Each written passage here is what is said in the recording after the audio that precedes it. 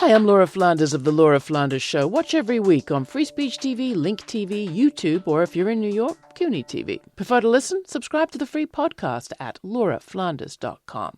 I end every week with a commentary. I call it the F word. Here's this week's.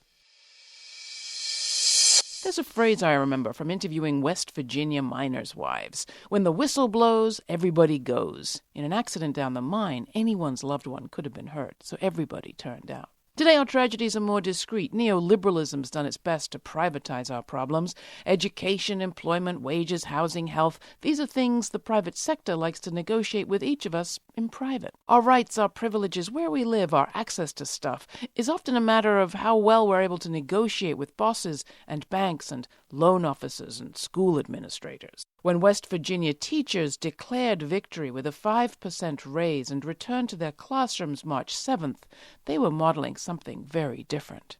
Their organizing in their 13-day strike not only forced the state legislature to raise their meager pay, but also to back off a slate of neoliberal proposals, including for charter schools and an anti-seniority bill that would prevent payroll deduction of union dues. Revitalizing an old tradition of worker solidarity in their state, they extracted a pledge from their Republican Governor Jim Justice not to steal from Medicaid to pay the public employees' raise. They stood not just for teachers, and not just teachers stood for them. For all those days out, the strikers won't be losing pay because sympathetic school administrators closed the schools and agreed that the lost days could be made up, like snow days. Now the Oklahoma Education Association is warning that it will close schools statewide beginning April 2nd if there's no action on their rock-bottom wages.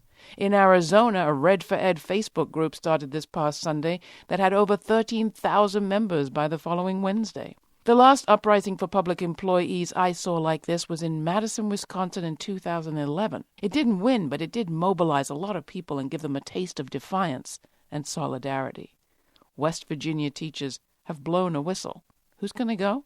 We're about to find out. You can find out more about the West Virginia teachers' strike at our Facebook page.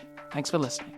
Be sure to subscribe to the podcast if you haven't already to receive additional mini-casts and commentary at lauraflanders.com.